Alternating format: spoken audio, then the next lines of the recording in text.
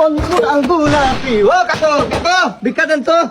এই গোটটা একটা দিন এসে ভিক্ষা পায় না সালা। নতুন বিয়া করলে পোলা মানে একটা ঝামেলা, দরজা খুলতে চায় না। ও কাকু ও মুরগির কুটি স্যামসুং দয়ালের নামে বড় জাহালা রে, আমার গনিশার নামে বড় জাহালা রে, মালা রাখবো না মালা রাখবো না। ও কাকু কাকু ভিক্ষা দেন। ও কাকু মাইরে না সাসা গো সাসা। ও কাকু দরজা খুলেন ভিক্ষা দেন।